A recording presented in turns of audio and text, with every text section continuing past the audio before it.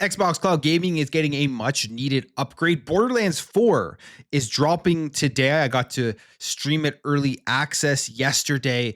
Go check out that stream. I've played it. It is a very fun game. But comparisons between the Xbox Series X and S is what a lot of people want to know. So we will talk about that. The reviews are also out for Black Myth Wukong gets an update here on the Xbox console, bringing it more in line with the PlayStation version. We also have some Battlefield 6 stuff to talk about. They are diving into the skins that everybody complained about with Call of Duty, and then a couple of other things to talk about in regards to Assassin's Creed, the Nintendo Switch 2, and Cronos, the New Dawn. So lots to go over today, but before we do get started, if you do enjoy daily gaming news content, make sure to hit the subscribe. I see many of you who do watch on a daily basis are not subscribed, but if you are enjoying this content, please consider doing that. But for now, let's get into it.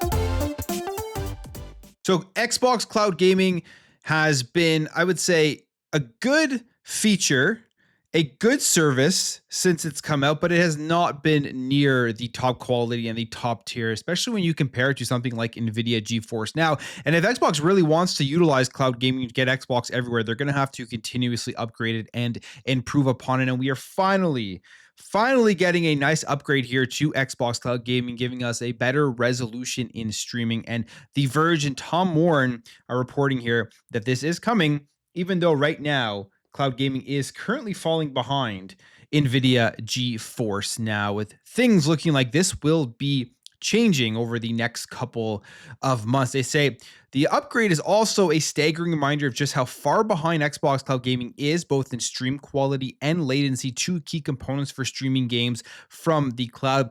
I think the latency thing is by far the more important out of the two. Obviously, you don't want to have artifacting and you want to be able to see the game you're playing well with the overall quality of it, but you need to make sure latency is a big thing that's addressed, especially if they're trying to push things like Call of Duty on Xbox Cloud Gaming or first-person shooters in general. If people actually end up playing those games via the cloud and multiplayer, you have to reduce the latency as much as possible.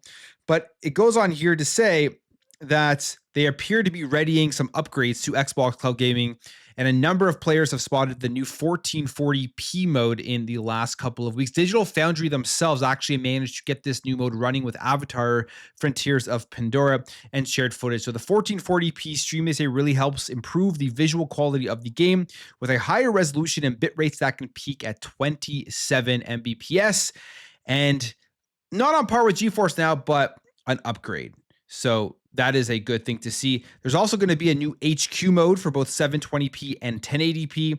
And then the developer Better xCloud spotted these in the code with the 1440p included. My assumption is here that they are bringing, since we know they're bringing Xbox Cloud Gaming to all of the tiers of Xbox Game Pass, they're going to divvy it up. So if you're on standard or if you're not in the ultimate, you're going to get the lower tier of Xbox Cloud Gaming where you'll have the 720p, 1080p. But if you're an ultimate, you're going to get that full, better latency, better resolution, better quality stuff there for the subscription to try to entice people to go unsubscribe all the way up to ultimate.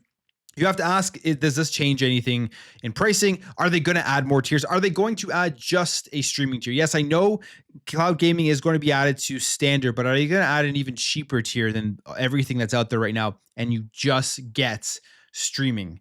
Maybe something like $7 a month or something that I think would just be such an easy sell for a lot of people, especially with the catalog of games. You would get tons of people, I think, subscribing to it. They have an LG TV, they have a Samsung TV, they have any device that connects to the internet. You get access to a ton of games in the day one games. I could see people definitely doing that. And on top of that, that would push their peripherals, their accessories even more, because people will be going out there and buying Xbox controllers just to play Xbox Cloud Gaming. But these are updates that need to come. This is a good thing. This is more expansion to the overall ecosystem. We have things like the handheld coming out next week, or I wish it was next week, next month, with the ROG Xbox Ally.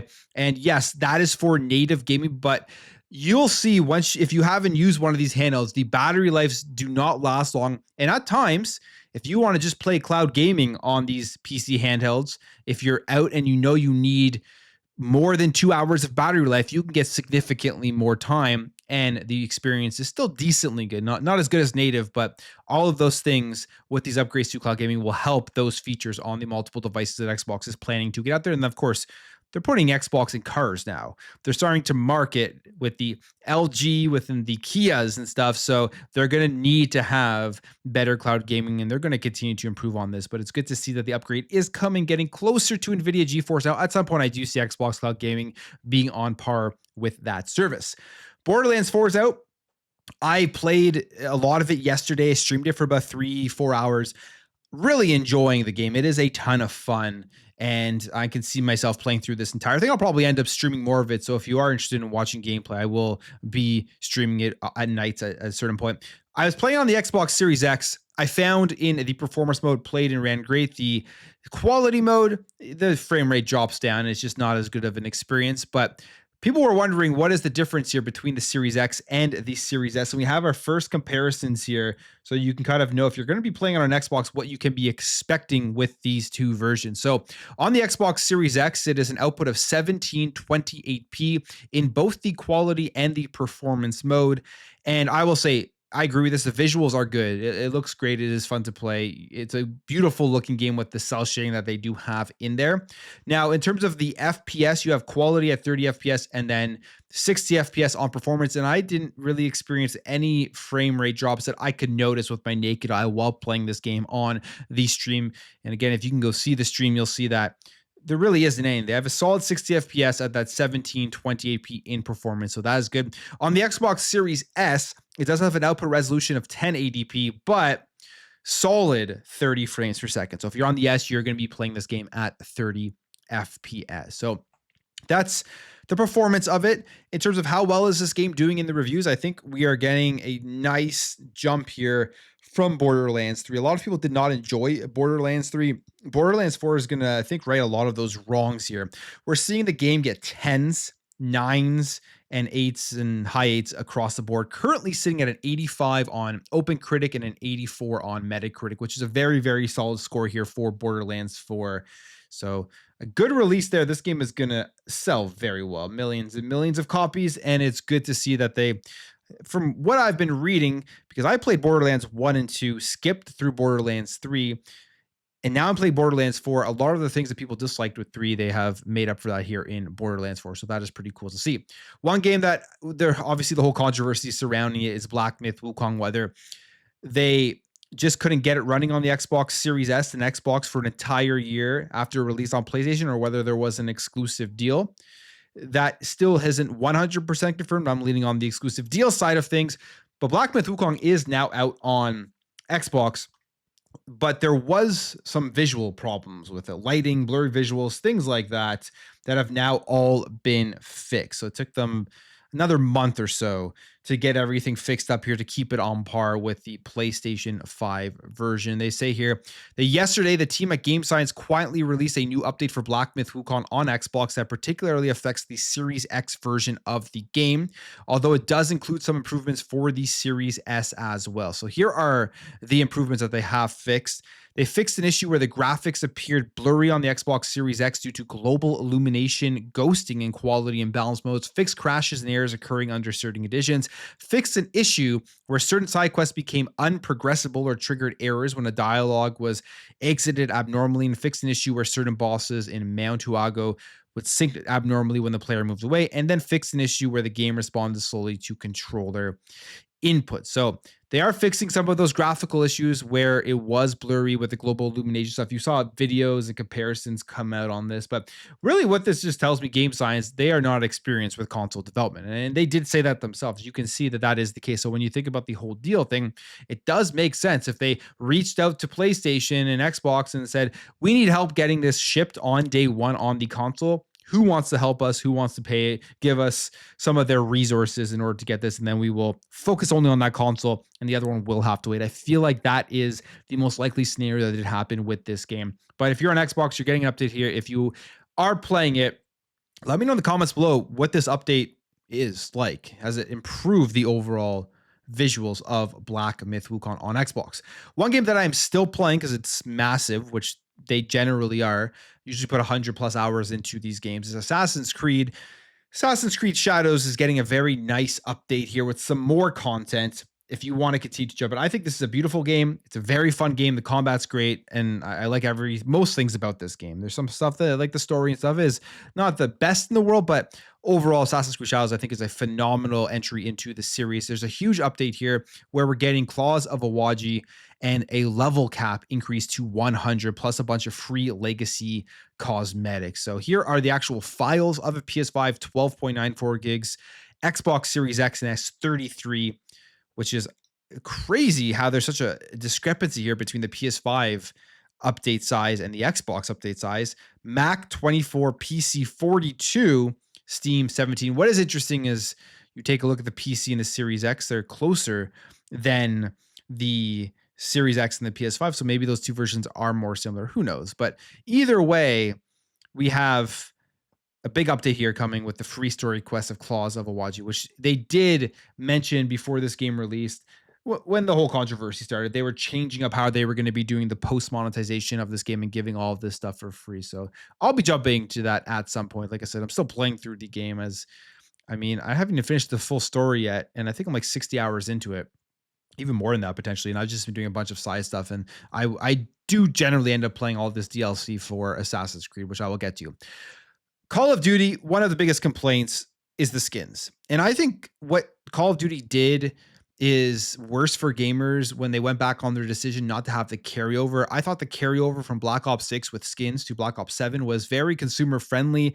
Even if you don't like them, some people do like them. Some people like to spend their money on them, and now they would have been able to carry those skins over and use them on Black Ops 7 and just enjoy them for even longer. Because of all the complaining online, Call of Duty went back on that. Battlefield 6 was coming out, and they were talking about how they were going to keep things grounded and that they weren't going to have some of these crazy skins. Well, it seems like it may not be fully the truth or fully the case right now, as Battlefield 6 leaked skins are actually receiving backlash here from the community. One thing we have to keep in mind when we talk about these games and these companies is that they'll say things, but they see the numbers behind the closed doors.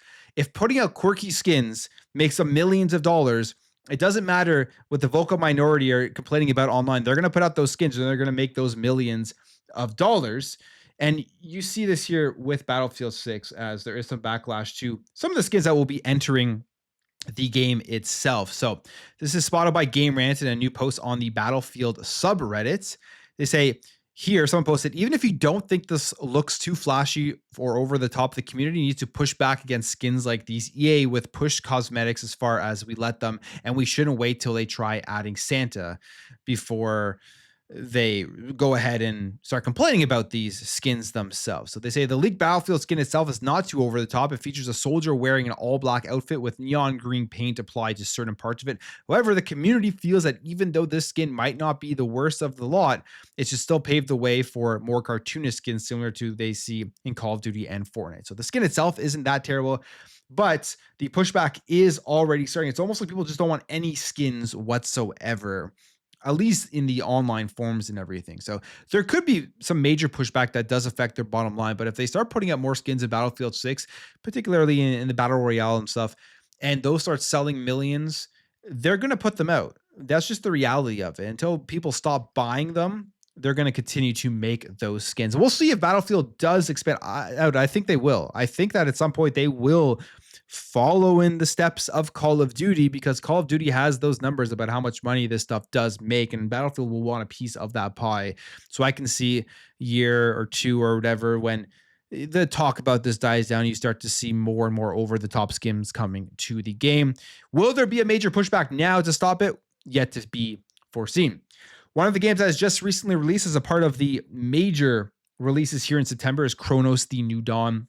As of right now, here are the numbers on this one, and I can't tell if this is great for them or not, but 200K copies have been sold. To me, that sounds pretty decent for Bloober and a smaller horror game, where this is probably one of their best games that they have made, according to a lot of people. But they say here, Cronos: The New Dawn has sold 200K units so far, and there's no plan for a sequel. The reason why I'm not sure if this is good, because no plan for a sequel. If they had sold 1 million right away, they probably would already have a sequel starting to think about. storyboards, all of that stuff, getting ready to make it because they know it would be a massive series for them. They say earlier this week, Bloober Team revealed with a brief notice that its new sci-fi horror game, Cronos New Dawn, has sold 200K units digitally in the first 3 days. So I believe there is a physical version of this game. It doesn't include that.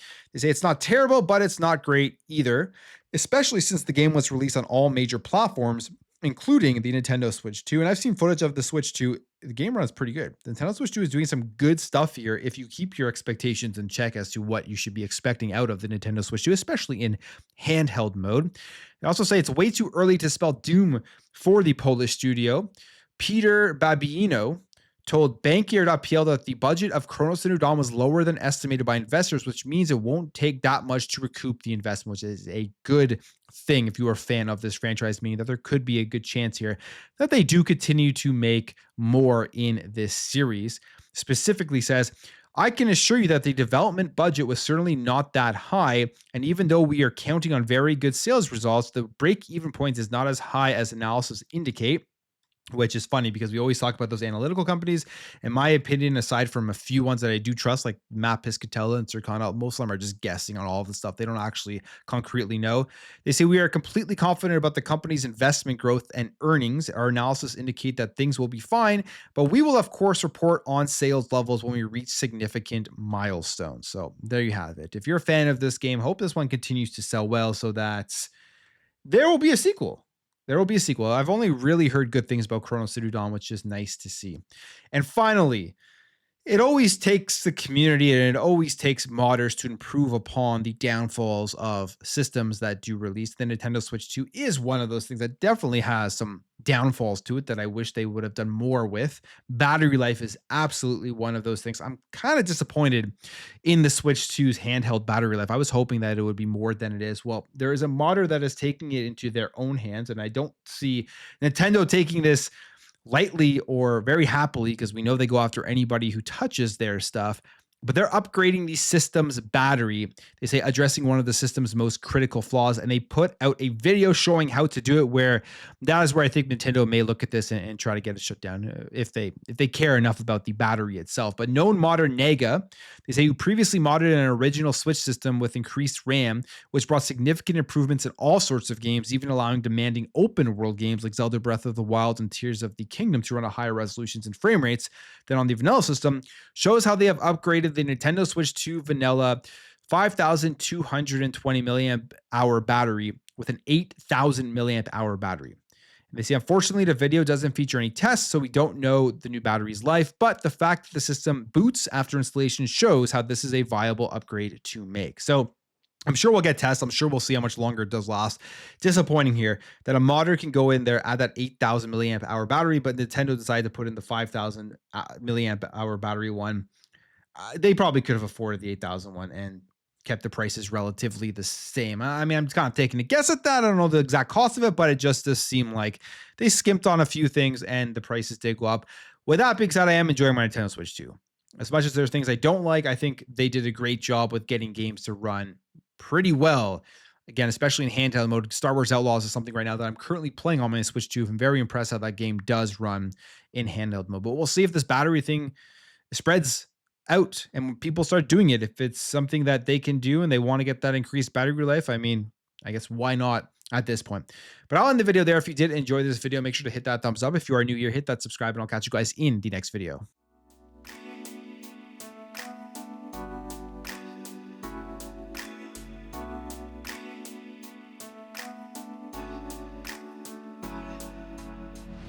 Bye.